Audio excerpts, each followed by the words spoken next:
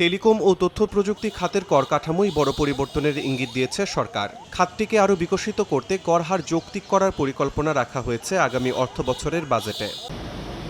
বর্তমানে টেলিকম খাতে করের হার প্রায় 50% এবং তথ্য প্রযুক্তি খাতে প্রায় 25%। সংশ্লিষ্টদের মতে আন্তর্জাতিক মানদণ্ডের তুলনায় এ হার অনেকটাই বেশি।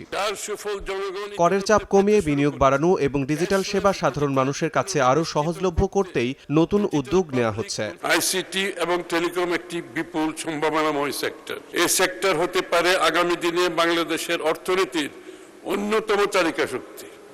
অথচ বর্তমানে দেশের জিডিপিতে এ খাতের অবদান মাত্র 1 থেকে 2%। যথাযথ পরিকল্পনা গ্রহণ ও বাস্তবায়নের মাধ্যমে আগামী 5 বছরে তা 10% উন্নীত করার লক্ষ্য নির্ধারণ করা হয়েছে। আপনি কি রিসেলার? হোলসেল প্রাইসে সেরা আইটি প্রোডাক্ট খুঁজছেন? এখনই চলে আসুন ইস্টার্ন আইটি হোলসেল ডিল জোনে। বাজেট প্রস্তাবে প্রতিটি মোবাইল সিমের উপর আরোপিত 300 টাকার কর পুরোপুরি প্রত্যাহারের প্রস্তাব করা হয়েছে। এতে আগামী অর্থবছরে সরকারের প্রায় 1200 কোটি টাকার রাজস্ব কমবে। তবে সরকারের আশা কর কাঠামোর ফলে টেলিকম ও আইসিটি খাতে বিনিয়োগ, প্রযুক্তি ব্যবহার এবং ডিজিটাল সেবার বিস্তার আরও বাড়বে। রাজস্ব কমলেও প্রযুক্তি খাতের প্রবৃদ্ধি বাড়াতে কর ছাড়ের পথে হাঁটছে সরকার। এর সুফল কতটা সাধারণ মানুষের কাছে পৌঁছায় সেটাই এখন দেখার বিষয়।